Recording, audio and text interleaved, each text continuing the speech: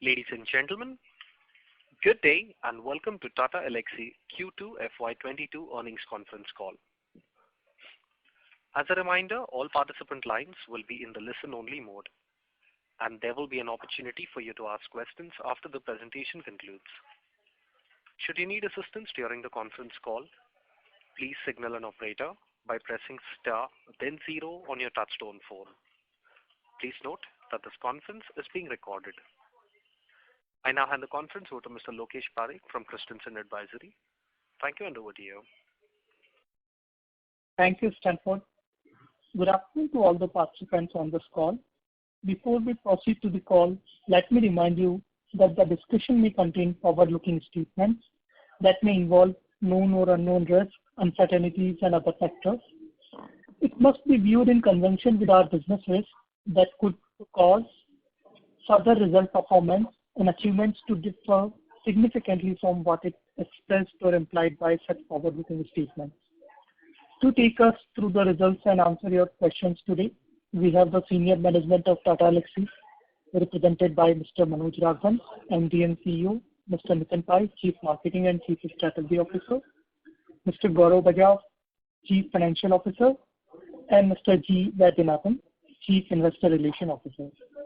We will start the call with a brief overview of the past quarter by Mr. Raghavan, followed by a Q&A session.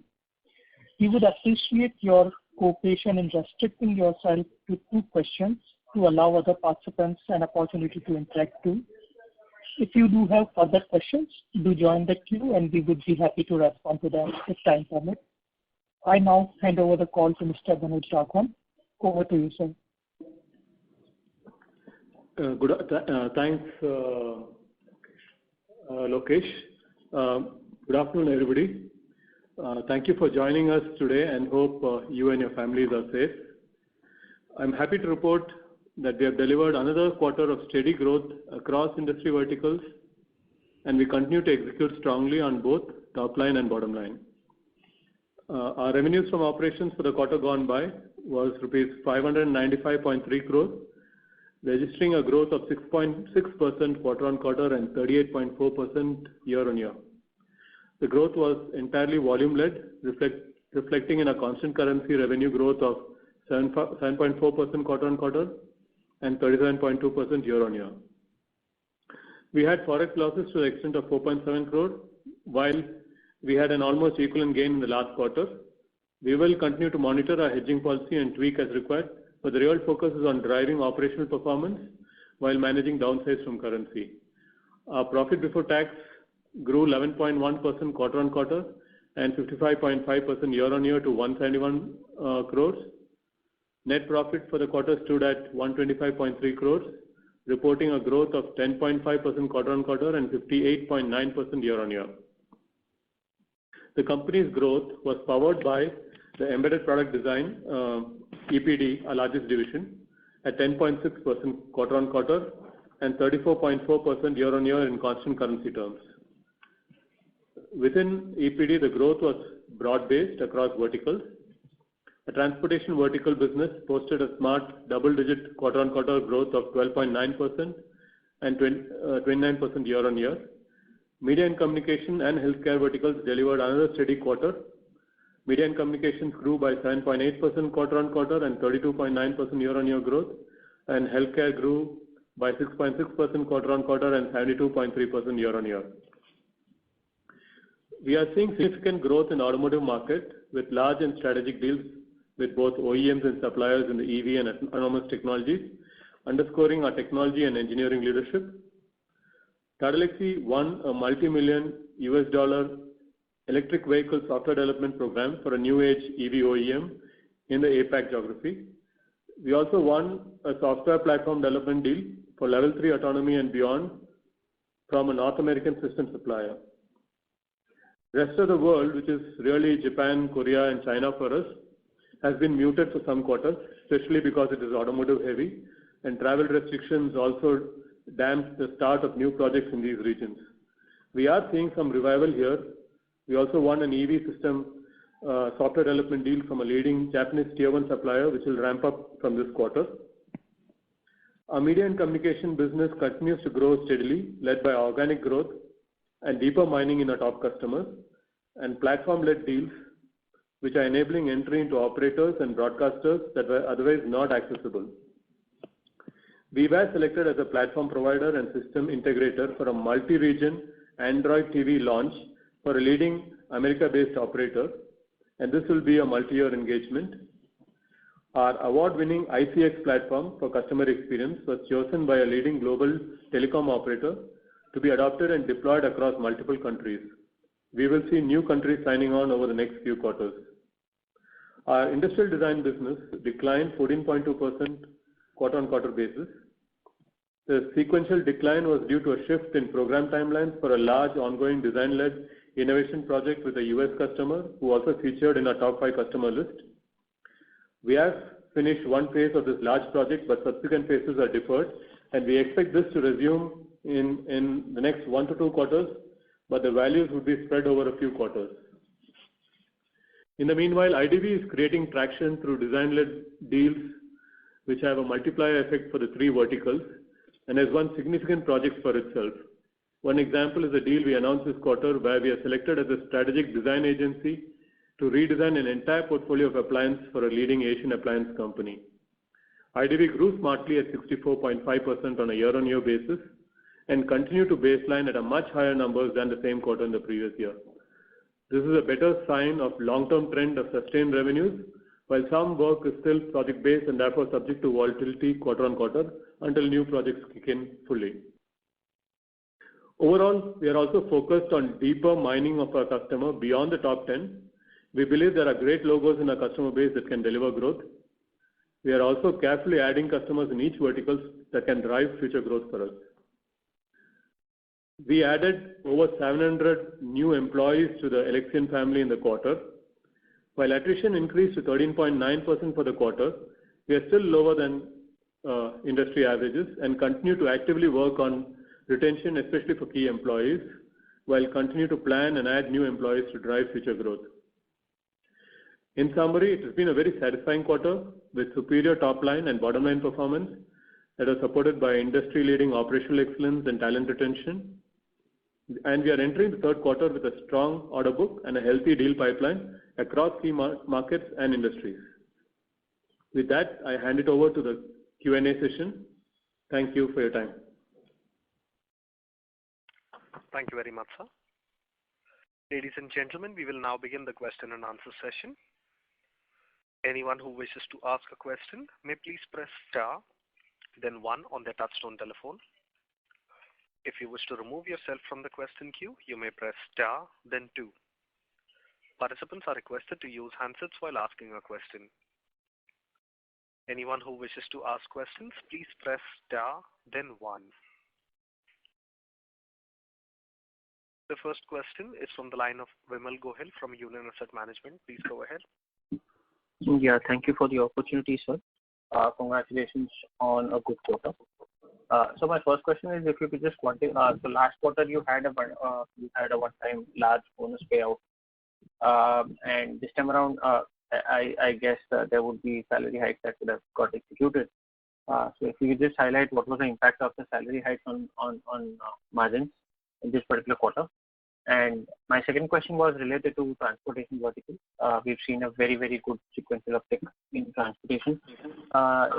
If you could just take us through, what is the outlook there in one of your largest clients over there, which is JLR.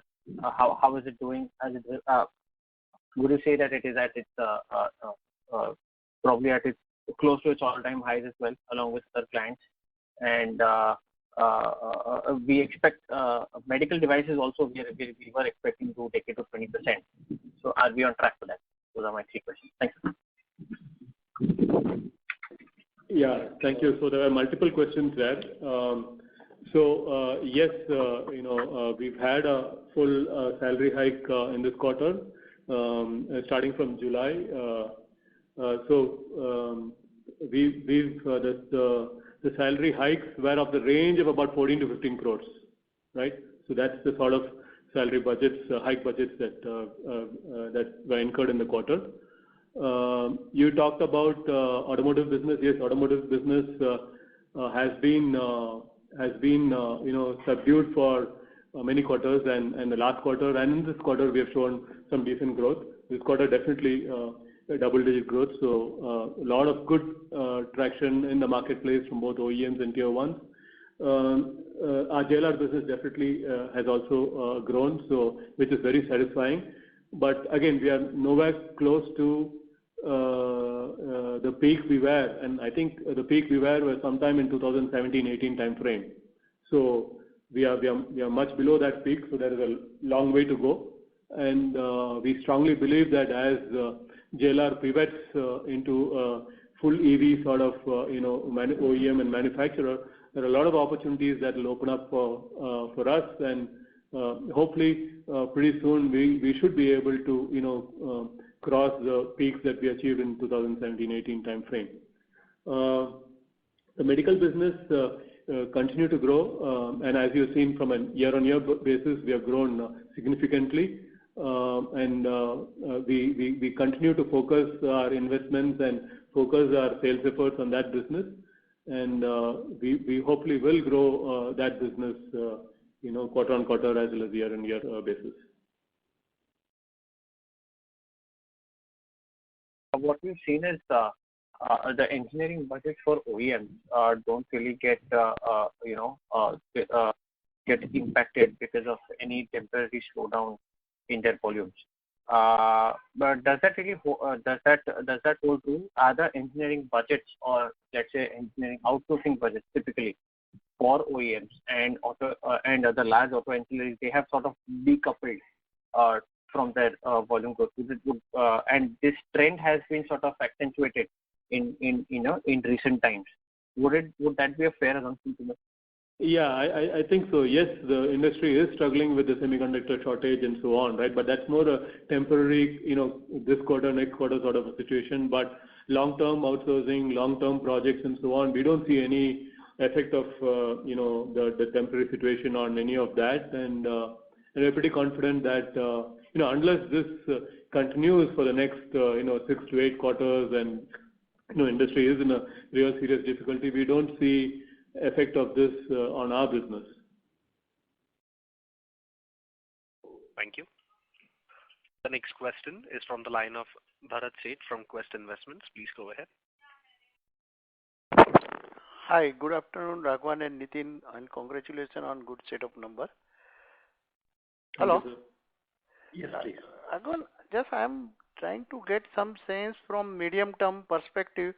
See, if we really look at, till Q3 of FY21, say and full FY20, we hired almost, say, in these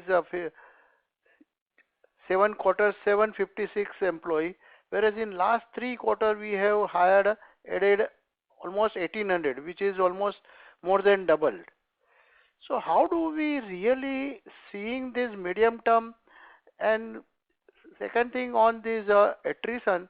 So attrition, have we seen on medium and higher end or at lower end? So in this lower, the net addition, whatever we have done, so how do we see the overall employee cost as a sales? Yeah, if you look at it, overall employee cost, I think we have been able to manage pretty well. If you look at it, 55-56% of our revenues is the employee cost, right? So we have been able to manage it pretty well. Yes, you're right. We have seen accelerated hiring in the last few quarters, and that will continue in the subsequent quarters also. Because our utilization has gone up significantly. In the earlier quarters, the growth came. We had resources and we were planning for it, but the rate at which we have been growing, we definitely need to add more resources, both laterals as well as freshers. So whatever you have seen the last couple of quarters that we have been adding, I think this quarter we've added over 1,200 engineers, and last quarter also we've added about 1,000 engineers gross. So and we hope to continue this in the next 2 quarters as well. So what we are doing is we are planning for this growth that we're seeing right now, right? And for us, if you look at it, I would say there is a huge demand in the marketplace, and we are gearing ourselves, we are getting ready to meet the demand, and that is why you see those accelerated pace of hiring. So in last year, despite, I mean, we grew 13%, but since the change in onshore offshore mix, we grew more than 40% if we're really like to like basis, and even offshoring is increasing. So how do we see the margin trending from here onward? I think you look at it from a H1 perspective. We are about 27.5, 27.7% from a H1 perspective. I think that's a good sort of margin. It gives us cushion. It gives us cushion even if we need to go out and hire experienced people and so on. It gives us a good cushion to be able to manage it without really bringing down your margin significantly. And the fact that we have been able to move more work offshore also gives us that cushion. So yes, we are sitting on a good cushion as far as margin perspective is concerned. So that gives us a good confidence that if whatever investments are needed to grow business, we can confidently go ahead and do that without really affecting the margin, overall performance for the year. So this kind of growth, I mean, and with the addition of the employee that we have grown almost 40%. So this kind of a growth, do you think is sustainable for at least a few years? The kind of a pipeline. And second thing is on that, in our commentary, you are saying that we have won a very good business on a product and platform basis, digital platform. So how we are seeing this platform traction increasing? Yeah. So yes, we need to add our headcount, just keeping in mind the sort of demand that we're seeing in the market, right? As far as the platform is concerned, yes, we have been building a number of platforms, including Falcon Eye, ICX, Quotient. There are a number of things that we're building, especially in the media and communication vertical.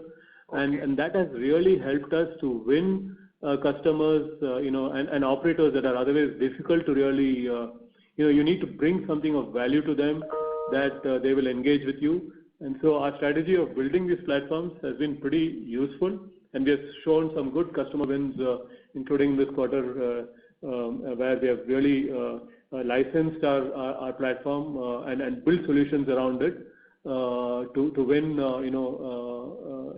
broadcast communication, customers who otherwise, would be very difficult to engage.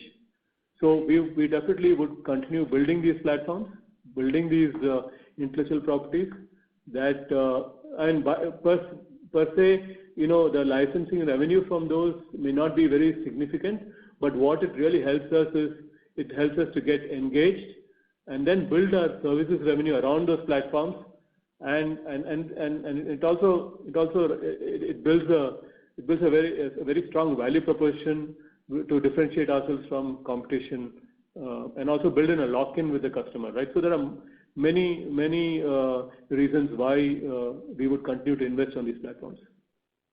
Thank you, and all the best. I have more questions. I'll rejoin the queue. Sure. Thank you. The next question is from the line of Naveen Bothra, an investor. Please go ahead. Yeah.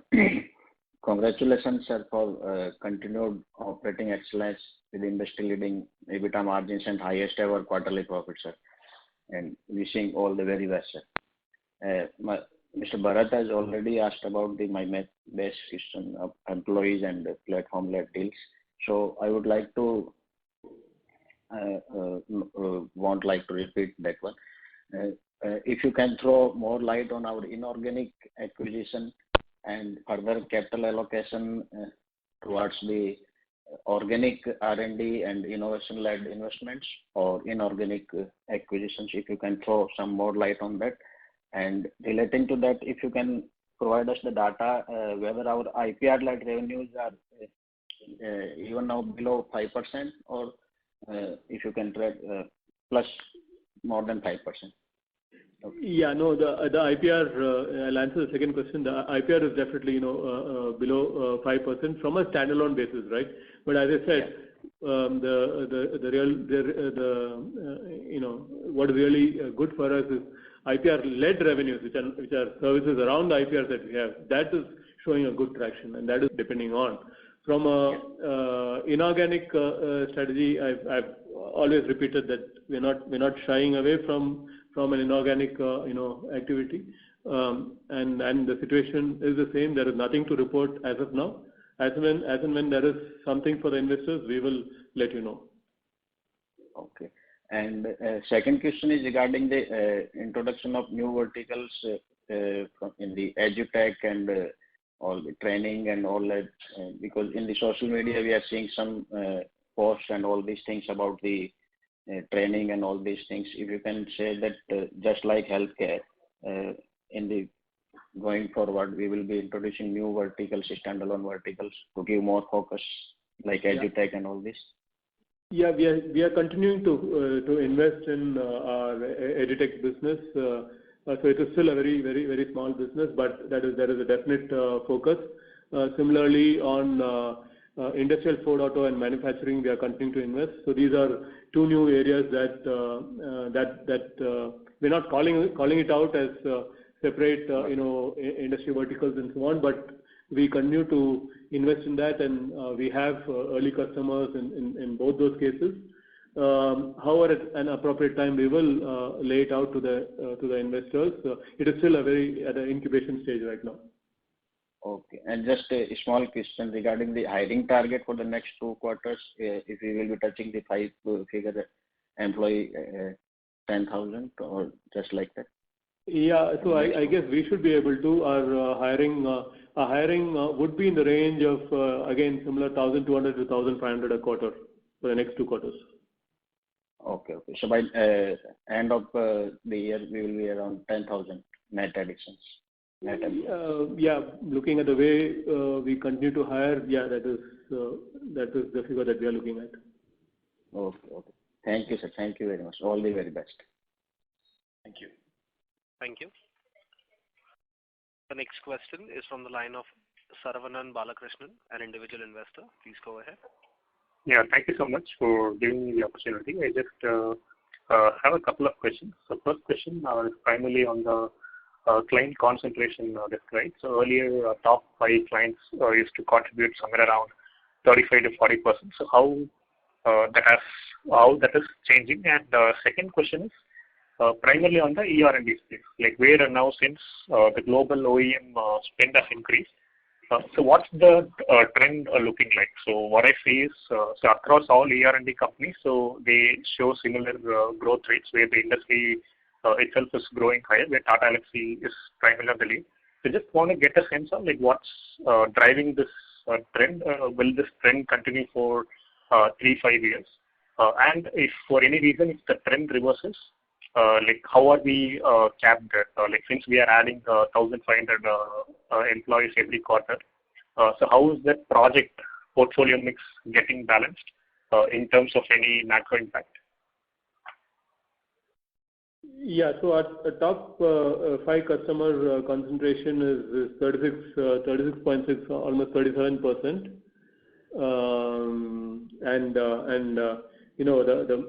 What we have been definitely looking at is to definitely mine the top 10 accounts, as well as get beyond the top 10 customers and also aggressively grow the top 10 to 20 customer base also, right? So there is an active effort going to really look at the top 20 bucket and see how we can grow that particular customer base. Regarding the ER&D question, it's well known that there is going to be a boom in the ER&D outsourcing. All data and trends indicate the same. This entire the digital what is happening in the digital space, especially in the ER&D space, including AI, big data, digital twins, this trend towards digital manufacturing. All of that would definitely mean a lot more growth for companies like us.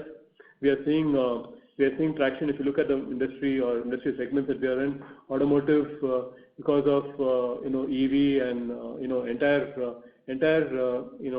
the car industry going digital in a way, right? So that is a positive trend for us, and we continue to leverage and benefit from that trend. Of course, the media and communication with OTT, with digitization, with digital labs, all of that coming in. So the opportunity in front of us is pretty big. I would say the same for medical devices and healthcare space also. So all the three industry verticals that we are in are showing growth, and the investments that we are doing right now in headcount and so on is to really cater to this growth. I do not foresee a slump in any of these industry segments in the next 2 to 3 years at least. So as and when, if at all there is something happening, I'm sure we will be able to see it much before a lot of others, and we will take corrective actions, and we will take and that is why we've also built in adjacencies for us, right? So we have, I would say, we are pretty much covered from an industry risk perspective. Unless something drastic happens in the world, I think the next 2 to 3 years we don't see suddenly our pie of the overall industry segment slowing down and decreasing and so on. Got it. And one last question I have is regarding the M&A part. Since almost all the ER&D companies are also trading at historically high valuations, right? Especially from price to sales in. Like, are we facing any challenges in getting good acquisition targets, primarily from an inorganic standpoint? Yeah, so we are not looking to acquire any any company which fits the bill, right? What we are looking at is we are really focused on adjacencies that we are in, and we are trying to identify companies that can come at a reasonable margin, right? So yes, as you rightly pointed out, the market is pretty hot, and companies are overvalued at this point in time. So unless something comes up that really meets the criteria, we will not rush in and buy a company just for the sake of buying. Got it. I think that sounds good. I think wish you all the best. Thank you so much. Thank you.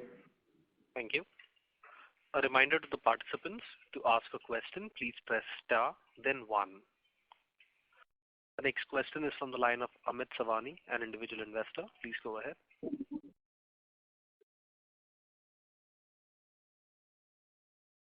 Hello. Yes. Hi, Manoj sir. Thank you for taking my call. I just want to confirm that is JLR our largest client this quarter? No, JLR is not the largest client for us this quarter. Okay.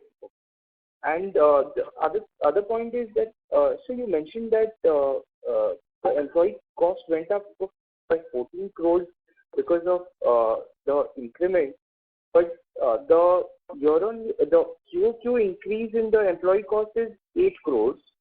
So, yeah. And our number of employees have also gone up. So I was just, it was just not adding up. No, there are a number of, Yeah, so I think just one clarification here. You have to remember that we did have a one-time bonus last quarter, right? So that came in last quarter, but does not have much of an effect in the quarter that's just gone by. I'm talking of Q1 versus Q2. Q2 really sees two big ticket items. One is salary hikes that are deployed with existing employees, and all the additions that we did of new employees. Understood. Thank you for reply. Thank you. Sure. Thank you. The next question is from the line of Kshitij Saraf from Tusk Investments. Please go ahead. Yeah, hi. Thank you for taking my question. It's on the M&A bit, right? So Mr. Raghavan mentioned on the geography as well as the capability front, right? In terms of the M&A, what are the adjacencies that Tata Elxsi is looking to get into? That's one question, and related to that is if, given the market scenario at present, are there any plans to build certain of these capabilities in-house in the event that a good deal doesn't go through? So, thanks, Kshitij. This is Nitin here, and maybe I'll take that question. I think the natural path and the preferred route for us for entering new areas, building capacity as well as capability is organic. So to that extent, we are very clear. Anything that can be done by us and can be done in a given time period with a reasonable chance of success and customer acquisition is preferred, right? And if you look at M&A, it is really when we believe that when we do our NPV calculations, that the path of organic is not as efficient as M&A, right? And therefore, the value that you're acquiring at, the risks of integration, then balanced out against what it will take us to do it ourselves, is really what creates the case. So to that extent, we are not waiting for M&A to deliver for us, right? So I think Manoj did refer to certain incubations of certain new practices, some new technology capabilities, as well as some new verticals. All of these are being done organically, but what we are doing is examining inorganic options to accelerate that journey, right? And this is true for adjacencies too. So when we talk of adjacencies, I mean, we have called out rail and off-highway vehicles. We have called out OTT and new media in the context of media and communications. We called out pharma and digital health. So all these are declared adjacencies, and these are some things that we are working already organically on. And we are building and accelerating our revenues there, right? So when M&A comes in, it's only to create a shortcut or a shorter path to scale, only if it makes sense for itself. Got it. Thank you so much, Nitin. Thank you. Thank you. The next question is from the line of Manish Malkani, an individual investor. Please go ahead. Yeah. Hi, good afternoon. There have always been rumors of Tata Elxsi merging with TCS. So every now and then this news keeps coming in. So what are the possibilities of that happening in the near future if there is? And considering for the investors, the prices right now are skyrocketing for the investor. So any chances of a stock split or bonus in the near future? Yeah, so this question keeps getting asked every now and then, right? And this is not only now, right? 25 years ago when I joined the company, it started. So it's still continuing. It's amusing to say that it is still continuing, right? So yeah, if it happens, it will happen. But right now, I don't think there is any indication whatsoever, right, on this topic. Bonus stock split, yes, I think usually these are decided in our Q4 board meeting, so would request you to wait till then.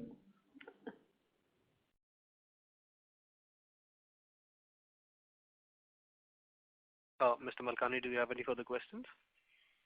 Thank you so much. That was it. Thank you. Thank you. The next question is from the line of Hiren Varg from Alchemy Capital. Please go ahead.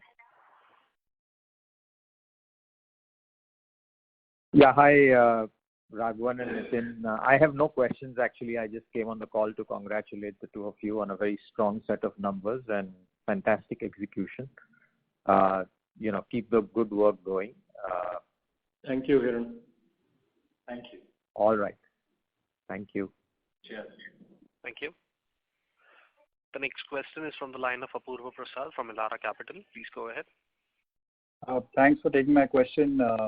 Manoj, I had a question on the client bucket. So it just seems like top 2 to 5 had a close to double-digit sequential decline. So is that comparable to the previous quarter, the top 5, or is that changed? Because it looks like a double-digit Q1Q decline. So that is one question. The other is if I can get the utilization number for the quarter. And finally, on the impact, is there going to be another one-time follow-on impact in the third quarter? Sure. So the top 5, there is no change. It is just that in the order of sequence there is a change, but otherwise the top 5 is the same. There is no change, right? And again, we've already called it out. It is a specific customer in our industrial design business that we were executing a large project, a design-led project, which concluded, and the follow-on projects which were supposed to happen immediately got delayed. So that's the That's the only reason. So we don't see any impact of it moving forward also. Of course, we will, this particular client, engagement continues, but the ramp-ups will happen now over a few quarters. So to that extent, there will be some muted growth there. But however, it will not impact our overall top 5 customers and so on. Utilization, has touched 80%. So that's the figure. Any other question? Yeah, no, I think that was it. Just a note there, Apurva, that excludes fresh campus hires. So if you include campus hires, that's about 75%. But when you consider only laterals and experienced resources, it's about 80%. Got it. And is there a follow-on impact of the wage bonus that comes in Q3, or is that all done in the first quarter? It's all done in this quarter, Q1 and Q2 put together. It's all done. No, so I mean the one time which happened in the first quarter, does that also spill over to Q3, or was that also part of the Q2? No, it is also done. It doesn't move on to Q3. Yeah, it was primarily Q1 with a little bit spread to Q2, and that's it. That's the end of it. Got it. Thank you so much. Yes. Thank you. The next question is from the line of Dhruv Shah from Ambika Fincap. Please go ahead. Yeah, hi. Thank you for the opportunity and congratulations on a really good set of numbers. So I really want to know what's the outlook on our on-site and offshore mix, because every quarter you surprise us positively with the mix. But do you see it going above this, or with work from home closely ending, we should go back to 65 to 70% range? Yeah,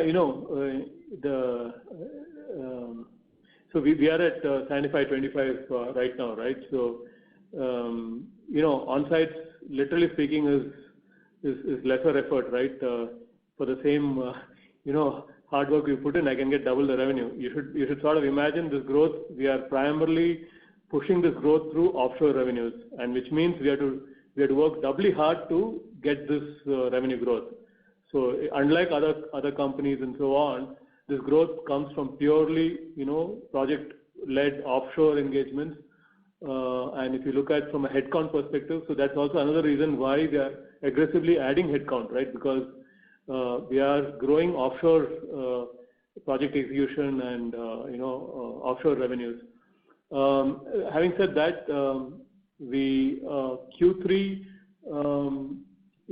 some economies are slowly starting to open up, so we could see a little bit of on-site opportunities, trickling back, but I don't see too much of an effect of that in Q3.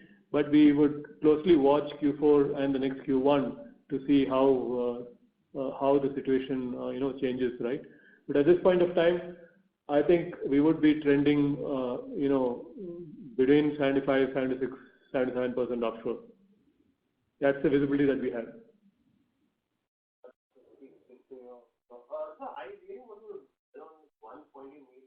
Excuse me, this is the operator. I'm sorry to interrupt, sir. We can't hear you that well. Maybe can you hear me now? Yes, thank you. Yeah. I wanted to pick your head on one point you made, that Japan, Korea and China are coming back. So maybe 3-4 years, what would be it as a percentage of transportation, these 3 countries put together? 3-4 years down the line. No, before, like 3 to 4 years back, what would be their share of the transportation vertical? If you can. Maybe I can take that. This is Nitin here. That would have been about 20% or so. But you have to remember something, that at that time it was primarily Japan only, while China and Korea were just starting to build up as geographies, right? And over a period of time, we have added China and Korea. We have had a lot more customer wins and addition of customers in these 2 regions. But on the other hand, Japan has always been muted for some years now. Yeah. Okay, understood. Thank you and all the best, sir. Thank you. Thank you. The next question is from the line of Ravi Naredi from Naredi Investments. Please go ahead. Congratulations to Mr. Manoj Raghavan and all his team. When everyone is facing attrition, but you have done wonderful job. Sir, some investor has asked to split the share and bonus. Please never do that for investor benefit, because due to this, so many stocks are in the company, and whenever the market goes down, they exit, and that share price impacted for the company.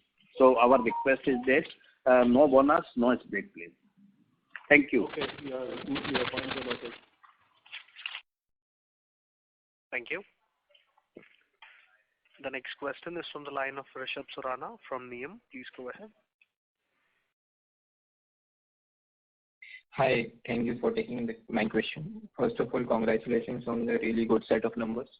And my question is basically on the work from home culture. So are we seeing the structural shift in working, for our employees working from home, or are we planning to bring them on board or working from offices on a face-to-face manner? So this is my only question. Yes, right now still, maybe 6-7% of the employees work from office, but majority of our employees are working from home. However, over the next period of next few months, we are gradually bringing back all the senior people, the leadership teams and so on back to office. And of course, certain customer engagements that, is more efficient if they all work together because of lab facilities and so on. So some of those we will bring, people back to office. But in general, from January onwards, we see a move towards this hybrid, working culture, wherein a few days in a week, on rotation basis, people will come to office, and otherwise they'll work from home. So I think the way forward is clearly a hybrid sort of an option, and we are exploring, various ways of making this more effective, as we speak. Okay, got it. Thank you so much, and all the best. Thank you. Thank you. The next question is from the line of Tushar Bora from MK Ventures. Please go ahead. Yeah, thanks for the opportunity, and congratulations to the management for an excellent set of numbers. Apologies for the voice, I have a bad throat. Sir, you had few quarters back, mentioned in one of the calls to a question of mine that you have a stated intention of, say, 10% quarter growth run rate, 10% revenue from IP, and also looking at shifting more projects, to a sort of long-term engagement mode. If I could just understand where we are in that journey today, and qualitatively how things can shape up, say, over the next few quarters.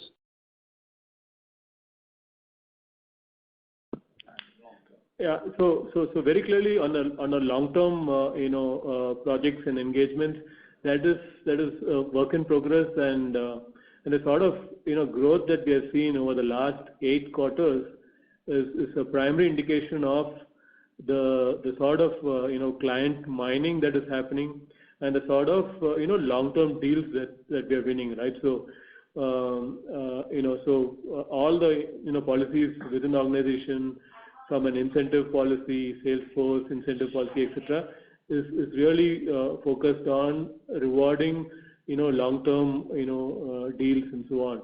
So I think we are progressing pretty well from a long, perspective.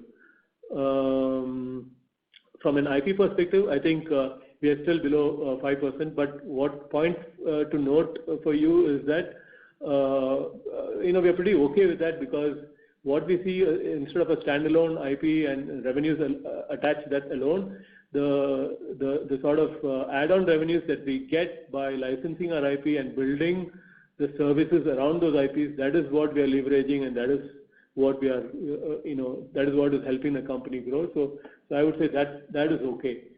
10% quarter on quarter. What was that question? 10% quarter on quarter? I didn't get it. So sir, you had in one of the earlier calls sort of hinted, the management intention to, see a double-digit quarter-on-quarter kind of a growth run rate. That was the stated intention, which we are, sort of this quarter we are there in revenue terms.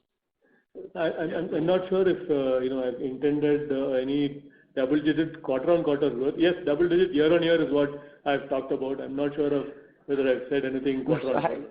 No, I think it was specifically mentioned quarter-on-quarter. No, I think the bigger point is that the kind of growth we are seeing right now is this something you think that can be sustained for a few quarters? Do you think that this is a more strategic shift in terms of your own business trajectory? Yeah, so we have grown this, if you look at the 8-quarter performance, you do a CAGR, you'll see that we are around that 8% sort of a mark, right? So we have been consistently growing at, between, I would say, 6.5 to 8%, over the last 8 quarters.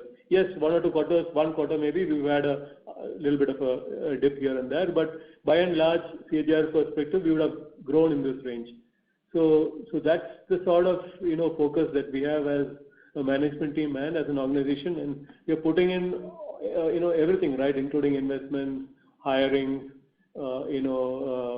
focus on customers, deeper mining, top 10, top 20 accounts. All of that focus has been to really continue to grow at this rate, right? So that's what we intend to, and that's the focus. But we really don't know what the future looks like and what challenges we'll face. But whatever whatever are challenges, I'm sure that we will be able to get over that and continue our growth momentum.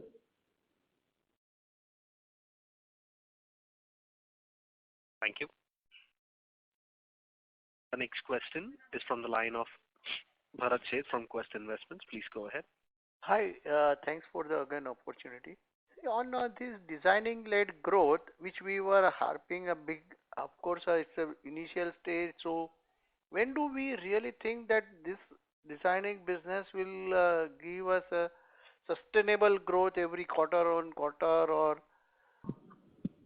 how we are deepening our relation with the client and winning the business on that, like what we are doing on the IP side?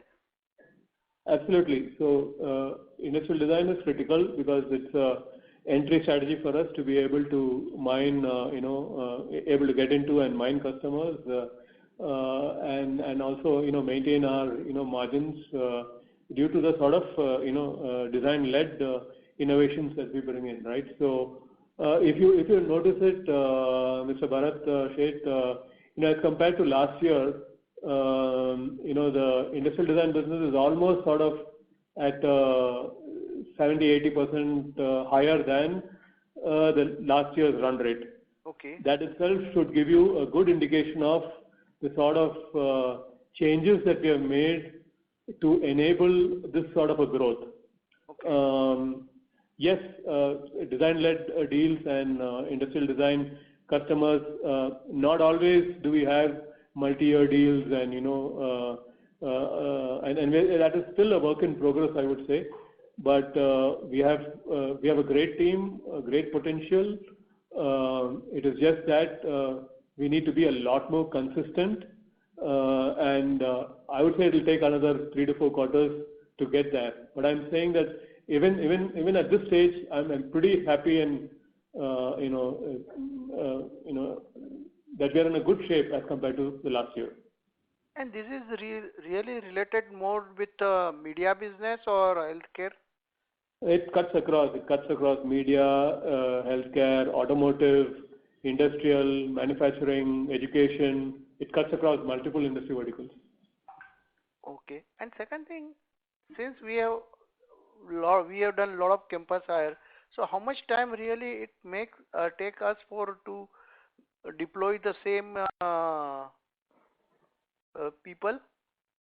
Usually it takes about 9 months to 12 months, and then we take them through a rigorous training programs and so on. But this time what we have done is we have moved everything into online learning and so on. In fact, with many colleges we've also had tie-ups wherein even before the engineers join, we really make them ready. So what right now we are hoping is to crunch the timeline to between 3 to 6 months. But we really need to see how that works out. Okay. And last question, if with your permission. See, I mean, earlier in ERD business, client were insisting more of on-site, but since the COVID has provided us the opportunity and we have been able to prove successfully that offshore also can do, which can help, saving in the cost to the client also. So even if things open up, and so how do we once look at, this onshore offshore mix going on medium term perspective? If things open up, I would say medium term, we should be anywhere between 65 to 70% offshore and remaining on site. I doubt if we will go back to our earlier 50% on site, 50% offshore, right? Those ratios, we may not go back to those ratios. Okay. And so typically it will looks little lower. Initial quarter growth terms will be lower, correct? Yeah. Okay. Thank you very much. Thank you. The next question is from the line of Mayur Matani, an investor. Please go ahead. Yeah. Good afternoon, sir. Thank you for taking my question.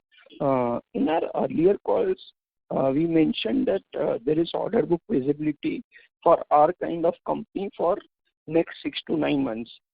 Now that you are talking that you are confident of growth for the next 2 to 3 years, so what has made you change your mind, or what has changed in the industry that makes us confident for growth for the next 2 to 3 years? And the second question is that how is the rail segment picking up within the transport vertical, and what kind of opportunity do we see for that segment, and how much it can contribute to the transport segment maybe within the next 3 to 4 years?